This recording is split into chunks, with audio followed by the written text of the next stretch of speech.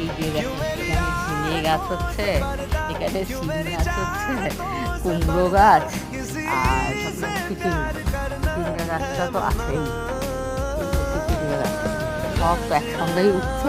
আর তারপরে এখানে লাউ গাছ, লাউ